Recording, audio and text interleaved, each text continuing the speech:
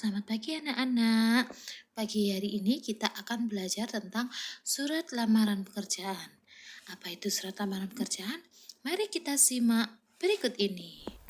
Apa sih surat lamaran pekerjaan itu? Nah, kita kan tahu nih, sekarang kita sedang ada di era industri 4.0 di mana semua berlomba untuk mendapatkan pekerjaan.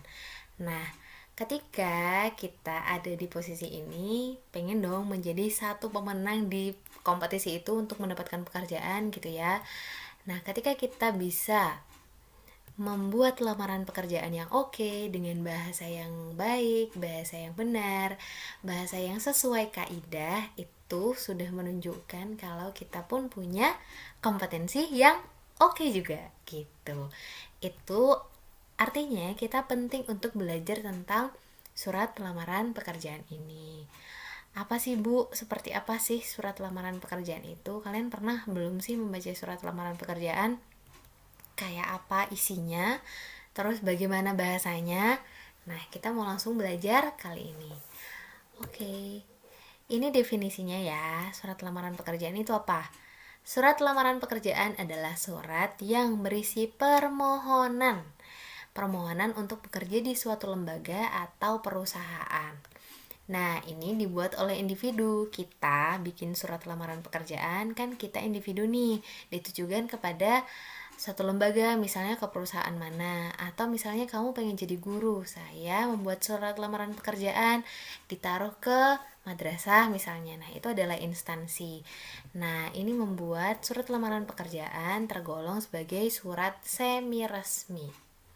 Karena kalau surat resmi itu di atasnya harus ada kop, harus ada nomor surat, ada logonya gitu ya.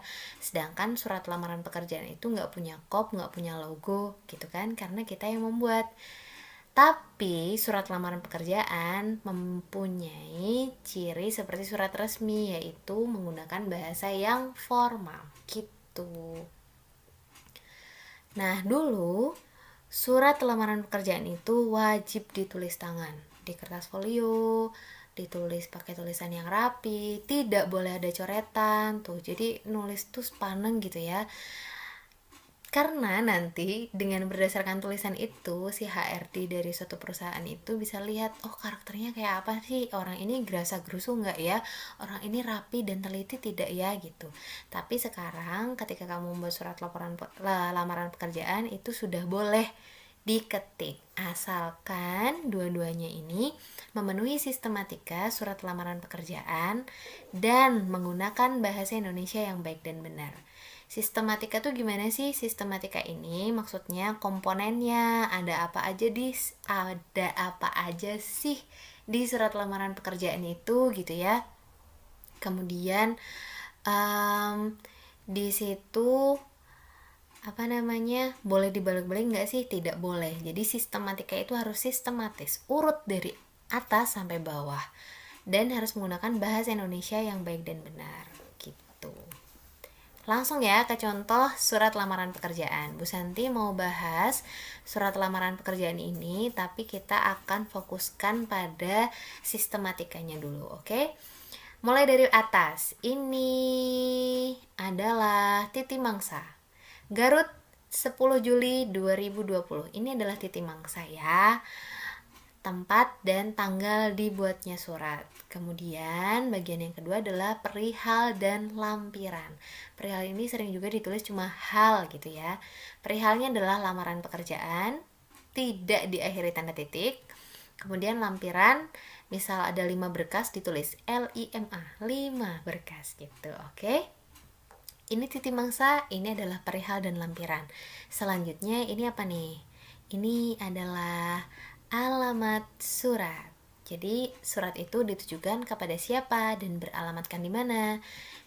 Yang terhormat Direktur PT Maju Sejahtera di Jalan Ahmad Yani nomor 20 Bandung gitu ya. Nanti tata tulisnya akan Bu Santi bahas selanjutnya ya. Sekarang ininya dulu.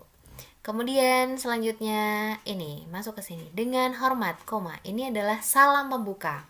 Boleh nggak sih Bu pakai assalamualaikum? Boleh. Assalamualaikum warahmatullahi wabarakatuh. Dengan hormat, koma gitu. Jadi dengan hormat ini tetap disertakan, oke? Kemudian ini adalah pembuka surat. Berdasarkan iklan lowongan pekerjaan yang dimuat pada surat kabar Pikiran Rakyat tanggal 8 Maret bla bla bla. Ini adalah pembuka surat. Isinya apa? Isinya si Budi Mulyadi ini dengan ini mengajukan lamaran untuk menempati posisi manajer pemasaran di perusahaan ini.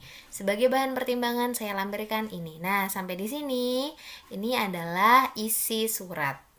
Isinya apa? Isinya mengajukan diri untuk melamar posisi manajer pemasaran.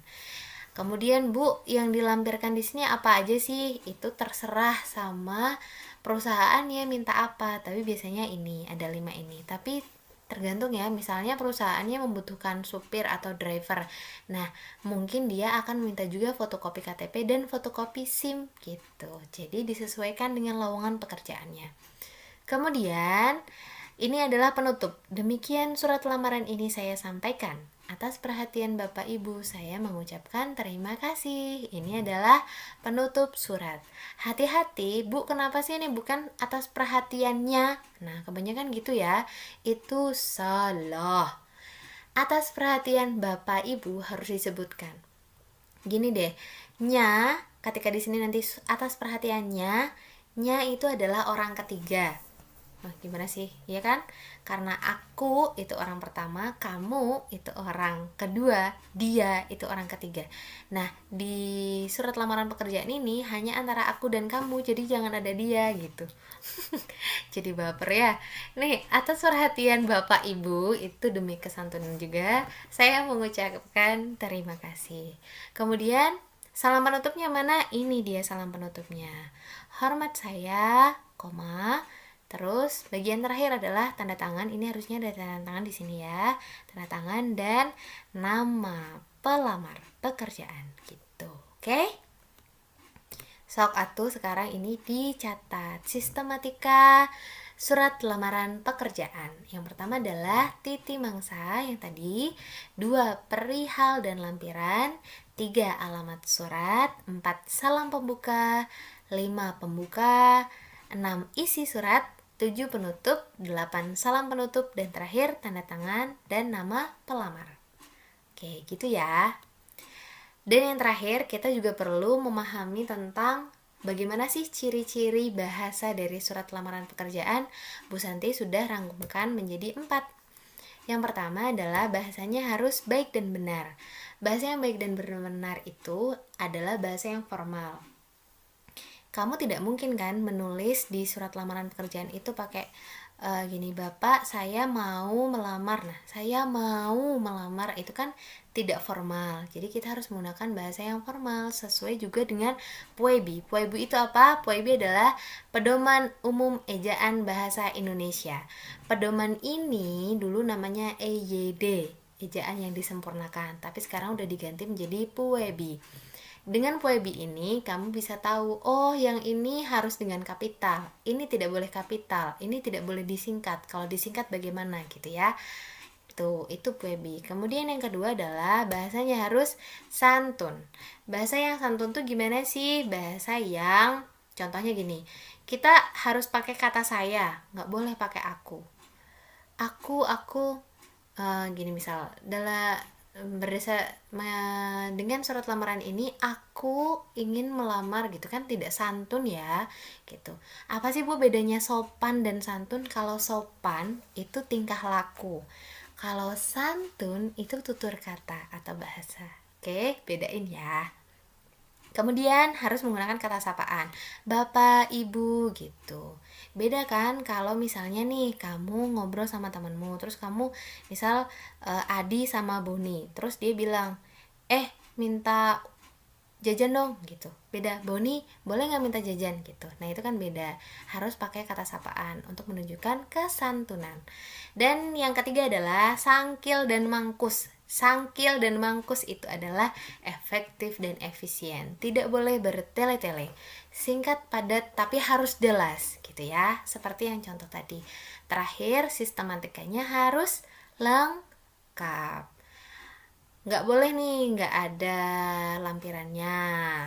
Nggak boleh nih, data diri kamu tidak lengkap. Itu tidak boleh. Jadi semua sistematika harus ada. Begitu ya. Oke, sekian dulu dari Bu Santi. Oh iya, satu lagi. Sekarang kan kondisinya sedang pandemi ya. Bu Santi tahu persis bahwa ini adalah tantangan besar untuk kalian. Bikin kalian harus berjuang lebih gigih lagi. Tapi ingat bahwa kalian ini sedang dalam perjalanan menuju tempat yang indah, tempat yang layak untuk kalian. Dan tidak ada jalan pintas menuju tempat yang layak dituju. Oke, segitu. Tetap semangat ya, sehat terus. Terima kasih. Wassalamualaikum warahmatullahi wabarakatuh.